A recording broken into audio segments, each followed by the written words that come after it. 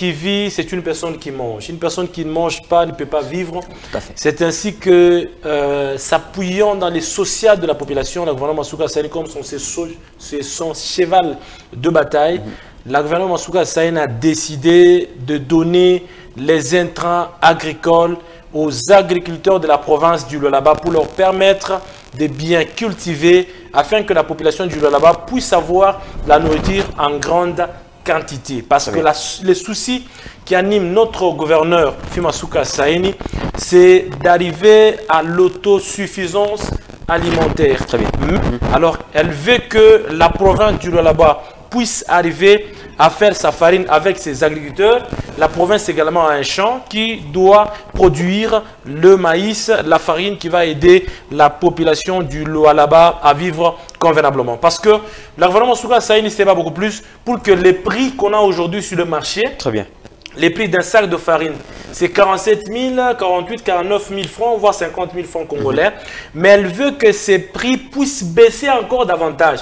Voilà pourquoi elle se bat. Cette année, déjà, il y a la distribution des intrants au niveau de la province du Lualaba, dans tous les 5 territoires de la province, même dans la ville de Kassaji, qui est la deuxième ville de la province du Lualaba. Mais avant la distribution des intrants agricoles au niveau de la province du Lualaba, la gouvernement Masuka Assaini a dépêché son Excellence Jean-Pierre Mopataï, notre ministre provincial de l'Agripel, qui a fait le tour de tous les 5 territoires de la province du Lualaba pour identifier qui sont réellement agriculteurs de la province du Lualaba, qui doivent bénéficier des intrants agricoles, afin que nous ne puissions pas tomber dans les erreurs du passé. Là, on a donné les intrants aux gens qui n'ont rien fait avec ça. Là, on a donné des intrants aux gens qui ont vendu ces intrants. On a vu ces genres de situations, c'est du côté des Dirolo, ou des gens qui ont reçu les intrants. Au lieu d'utiliser ça pour la culture, mais ils ont par contre vendu ça en Angola, chose qui avait choqué les autorités provinciales. Une pratique à décourager.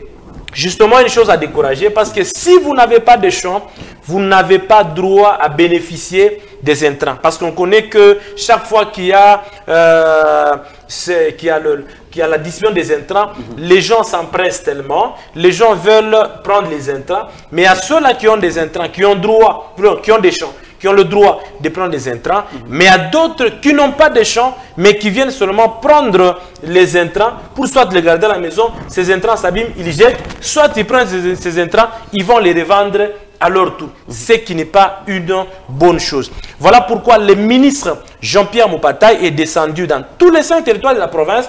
Il a identifié les vrais agriculteurs.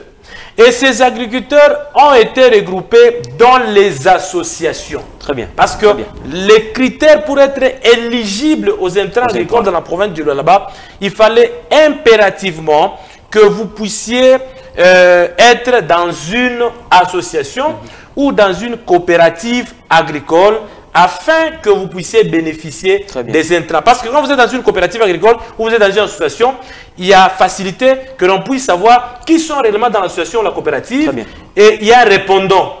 Il y a un répondant. Un répondant direct en cas de problème. En cas de problème. Ça veut dire, quand vous prenez les intrants agricoles de la province, mais vous devez rembourser aussi une quantité de maïs après. C'est une petite quantité de maïs, effectivement, une petite quantité de la production, pour permettre à ce que la province du Lualaba puisse avoir une réserve de maïs qui va aider chaque fois que nous avons la carence sur la carence de la farine sur le marché. La province du Lualaba peut sortir sa farine et vendre afin de réduire les prix et aider la population du Lualaba à vivre normalement.